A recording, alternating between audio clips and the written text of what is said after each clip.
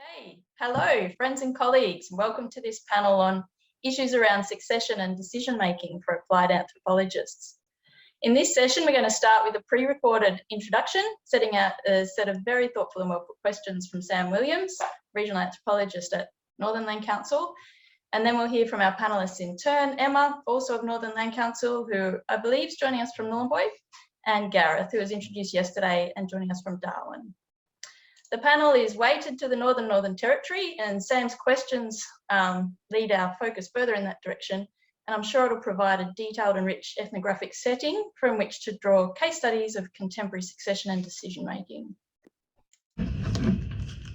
Hello everyone, my name's Sam Williams. I've been a staff anthropologist at the Northern Land Council for the last 2 years. I've been asked to introduce this session, which is entitled Issues Around Succession and Decision Making for Applied Anthropologists. This is something that I cooked up with a few other anthros at the NLC as a session that will hopefully initiate a robust discussion around a particularly challenging aspect of our practice. My wife and I are due to have a baby in early February, and as such this is a pre-recorded introduction as I couldn't be sure that I'd be there in person. I should also say at the outset that the regional focus of my work is in Arnhem Land, part of the top end at Schedule 1 land under the Aboriginal Land Rights Act. As such, I haven't had much engagement with native title in my work, and this introduction might have something of an Alra flavour to it. I hope that nonetheless it will be of relevance and interesting to everybody. Now I'll start by defining what I mean by succession, and then provide some context to illustrate what engagement with succession country looks like for anthros at the NLC, and some of the particular challenges that it raises. I'll then pose a couple of big questions for further interrogation by today's panelists. So, succession is an established social mechanism to deal with the consequences of demographic fluctuation. When the last member of a patriline passes away, for example, ownership of the deceased estate passes on to a new group of people. A variety of rights or interests might be put forward as the basis for claims to succeed to that country, to inherit ownership and responsibility for the deceased clan's estate. That's long been discussed in the literature, and it's been examined in a number of land claims and native title claims, so I don't want to go too much into that today. My interest rather is in how land councils and rep bodies deal with issues related to succession in the post-claims era. To illustrate, let me tell you about the uranium-rich country of West Arnhem Land. This is a place where the stone country meets the floodplains of large rivers, abundant in rock art, and long the subject of intense interest from minerals companies. Indeed, the Land Rights Act itself originates not far from this area. There's an estate within this part of Arnhem Land for which the last member of the patriline of this family passed away more than a decade ago. For a time, 2 of her children exercised decision-making responsibility over this estate without too much dispute.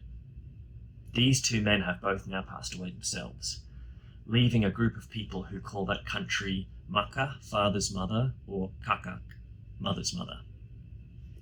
In the last few years, a new interest group has begun to aggressively assert a claim to ownership of this estate. This typically plays out in mining meetings about exploration on this country. Meetings have increasingly escalated into verbal abuse and occasionally physical altercations, particularly where money has accrued from exploratory work on this land. A couple of 100 kilometres to the east is a beautiful island town surrounded by blue ocean with many songlines stretching out to distant smaller islands. Home to about 1,000 people, this town is on the country of a group for whom there is only one remaining patrilineate. She's a 40-year-old woman, but she's never lived in that town and she knows very little about her father's country. The decline of her clan is largely historical. Some 100 years ago, groups from the east migrated to the island, leading to violence and destructive demographic decline. Landowners were driven to reside on the mainland to the west, and Eastern groups established themselves as the authoritative leaders of the island community in the early days of the Methodist mission in the 1920s. These Eastern groups continue to assert themselves in the context of ownership of the town today. NLC meetings are regularly the forum at which various groups or individuals take time to speak loudly and strongly about the legitimacy of their relationship to that country and to reject others. Groups are earnestly positioning themselves to succeed to that estate when the last patrilineal passes away, and this battle plays out before her at meetings. Now, these are just two of many examples within the NLC's administrative region, but they are illustrative of some of the modern issues at play when undertaking applied anthropological work in succession areas. With the advent of township leasing, Land Council staff are increasingly asking traditional owners to make decisions about activities on their land, and these decisions often have significant and long-term consequences. Government policies pushing a development agenda and the insatiable demand of mining companies for exploration licenses have huge implications for succession country. Where once succession might take 2, 3, or 4 generations to be fully settled, land use agreements force the issue. They rapidly accelerate the timeframes within which positions must be voiced about succession, and they distort the process. There is very little time for any consensus to form, and fertile ground for dispute and argument to be seeded. And then we come to money, royalties accruing from activity on succession land. The Land Council is bound to disperse any money accruing from land within 6 months. But how do anthropologists give advice on such matters when succession is unresolved? And we can't be naive to the fact that the receipt of money is often perceived as an explicit validation of one particular position by the Land Council and the implicit rejection of others. Peterson, Keane, and Sansom write in their 1977 article on succession about the rules on the basis of which legitimate succession can be justified. These rules are so distorted in the contemporary sphere as to be almost unrecognizable. Succession raises many complex issues. It gets to the heart of some of the most complex disputes. And this is often compounded by the fact that our practice is largely reactive and unreflective. We don't give ourselves much time to critically interrogate these questions. We largely work within timeframes defined by proponents rather than those set by traditional owners. In doing so, we generate disputes that can have damaging consequences for many years. The intention of this session is to create an opportunity to critically engage with these issues and to develop a set of principles for more rigorous, considered engagement with succession land in land councils and rep bodies. And to finish, I'd like to pose 2 questions that might be discussed in the remainder of this session by our panelists and with comments from the floor. Firstly, who sets the time frames for succession? Often we feel that we operate at the whims of proponents and mining companies, but I hope we would all say that our job as anthropologists is to work with and for traditional owners. If succession was historically a process that might take several generations to resolve, what can we do as anthropologists to push back against the pressure for immediate decisions? What can we do to create space and time for competing positions to be properly discussed? What can we practically do to give traditional owners the best opportunity to form consensus? Who sets the timeframes? And secondly, what is our role in facilitating succession? Should land councils and rep bodies be taking instructions from the last member of a patriline about future responsibility for that estate? To what extent do we uphold the traditional rules of succession in a changing and disputed environment? Are our meetings the right context within which to have these conversations? Or would this be better kept at arm's length from land councils and all their associated activities, land use agreements, royalties, and the like? What is our role in facilitating succession? Now, the benefit of being junior in your career is that you can pose all the hard questions without being expected to give a cogent answer. And to do that, I'll now hand over to today's panelists to share their thoughts on these issues. Thank you. So my name's Emma King. I work at the Northern Land Council. I'm currently in Gove, Nhulunbuy, the site of successions that have been documented for almost 100 years and are still outstanding in one form or another. But what I want to cover, I'm just having a little bit of problems with my screen here at the moment, is really look at Sam's question about who sets the timeframes. So his question, who sets the timeframes, strikes right at the heart of an uncomfortable truth for anthropologists working in land councils and rep bodies. I'm going to try and focus on some broad practical aspects of working with succession groups at a land council or rep body.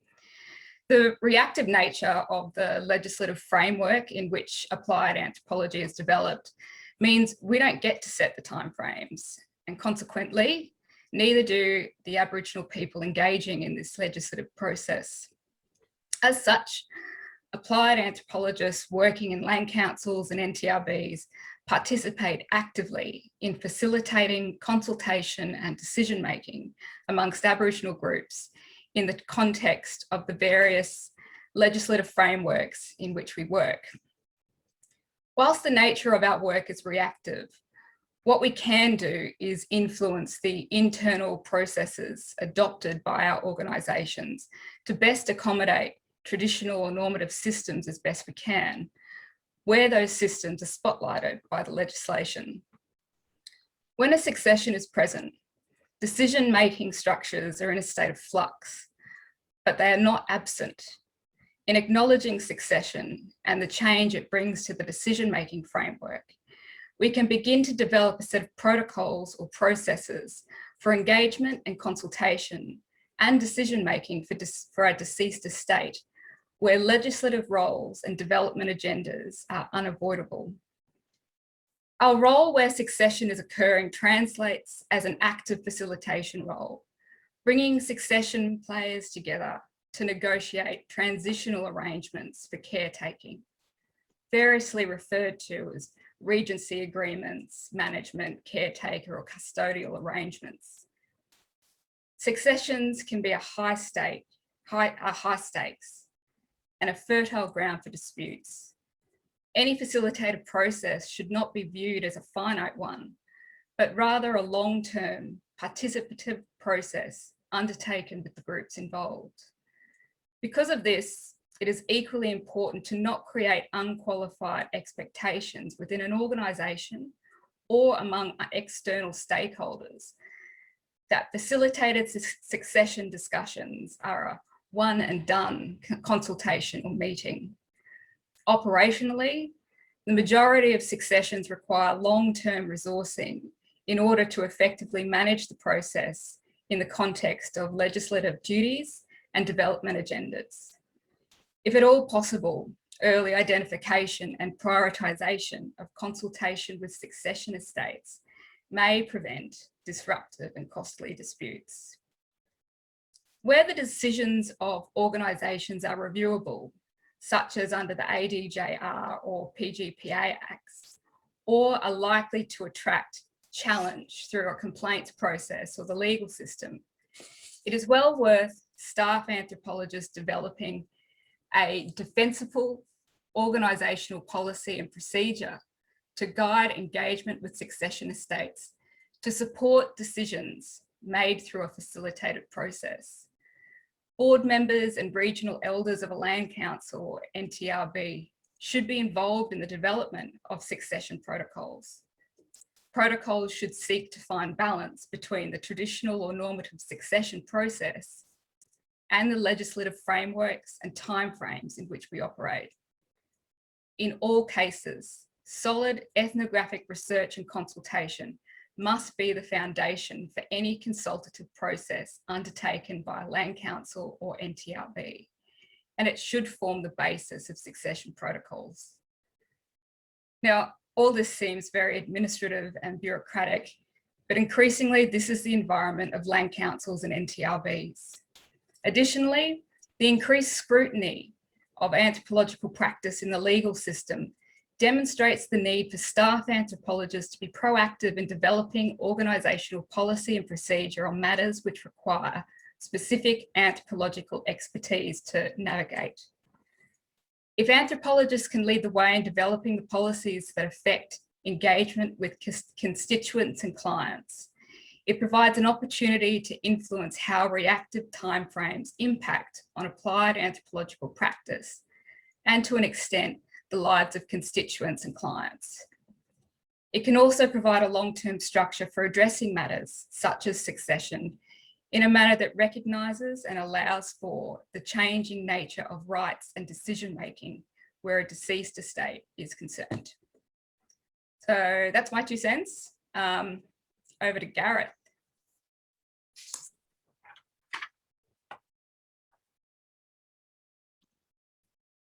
Thanks, Emma. Am I ready to go? Great, thanks, Emma.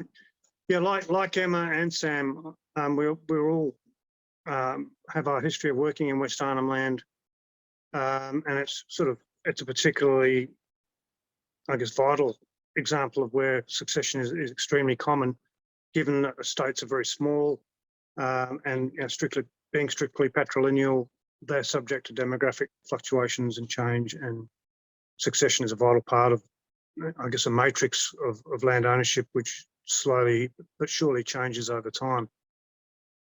But I guess despite this commonality, succession is not a simple or formulaic process. Sometimes it may be, and it can be resolved by a set of agreed, straightforward principles. But most of the time, it appears to be, it really emerges as being complex, a negotiated process, and it may require protracted timeframes, even generations to resolve, and to, I guess, acquire acceptance amongst a broad regional jural public. So I guess I'm looking perhaps towards Sam's second question a bit more about the role of anthropologists and land councils or rep bodies. And addressing this, I guess, I'd firmly believe that matters of succession should be very much in the purview of in-house anthropologists, who ideally will be embedded for the long term and able to monitor, record, and at times contribute to the succession process on the ground. Of course, consultants may be invaluable for aspects of the process, but I guess it's the continuity and the corporate knowledge of the in-house anthropologist that should never be undervalued. And I guess the in-house anthropologists, they can play a critical, if at times cautionary and sensitive role in at least seeking to contribute to the process by facilitating meetings and engagements. Not necessarily to push or hasten the process, but hopefully more to determine if and when the community wants assistance in the resolution of succession matters. There's, I guess, a pragmatic balance, which Emma's referred to, that there is a need to get on with business and to get on with things. So hopefully there's ways you can find to do that. Problem is that too often in-house anthropologists' fieldwork calendars are chockers, at least for NT Land Council staff, anthros, it's ELAs and Section 19s with very little room for community-driven matters such as succession. In my experience, succession matters generally don't really get addressed unless they're part of a claim, whether it's land claim or native title, and too often fall into the too hard or low priority bucket, and do not receive the attention that the community would like them to. This has often led to delays which see perhaps the last patriphiliates passing away or other key regional elders passing away before their views are recorded or detailed, and their knowledge rendered, which may have rendered the succession process clearer and more sustainable amongst the broader public. I think it's also been, I guess, generative of at least or at least contributed to the fermentation of disputes amongst potentially competing successors, especially if the stakes are known to be high, where there's a mining proposal or there's royalties, as Sam discussed. And we've had some pretty huge historical cases like Emma referred to in Gove, in Kakadu, and other places where there are very large mining royalties at stake. So I guess it's in this manner that recognising the need for and resourcing anthropological research on succession becomes a critical part of the management of land councils, rep bodies, and their anthropological resources. Succession matters have the potential to be degenerative disputes which can render decision-making processes difficult or impotent, but not absent, as Emma said. Whilst in-train succession processes themselves also have the tendency, in my experience, to make the successors to be highly conservative in their outlook, often seeking to respect the views of their deceased forebears. Both, I guess, problems can lead to disrupted or ineffective consultation processes, or the more expensive end of this protracted path of disputes and attempts at mediation, which can cripple budgets and stymie land council or rep body processes entirely. I guess the most obvious tool that's, I guess, become available in my experience is where succession is incomplete or in dispute, is to seek some sort of holding pattern. Sometimes in particularly formal situations, it may amount to what could be described as a regency arrangement or a management arrangement, but often it's a bit less formal than that. There are a number of cases like this in Kakadu that I've experienced over the last 20 odd years, so that decisions can be made even though the succession remains in place. This has been successfully argued in some certain land rights claims where the Land Commission's findings in a land claim provide a snapshot in time from which the land councils are able to extrapolate and monitor in-train successions as they develop over time. So that's an important part of, I guess, an important difference between the land rights process and the native title process. Native title determinations are more difficult and perhaps require more nuanced attention. It begs the question, can an in-progress succession or contested succession be effectively determined under native title? I've not done it. How would the anthropologist present such a scenario, and can you get it up for determination, or is it just something that we can't even get through the determination meetings? Can we argue that potential successors do hold some form of native title rights on a contingency basis, with the contingency being the resolution of succession by the overall native title holding group at some point in the future? But I guess where disputes are too much, I guess it's unlikely, as I said, it's unlikely to get through a determination meeting, and presumably the claim would either be abandoned or modified to exclude the contested areas and proceed in areas where there isn't a contest or succession. At Pine Creek, I was able to resolve succession matters as a means of dealing with contradictory early ethnohistorical records around that town. And that's, I think, was a really critical part of being able to get that determination through.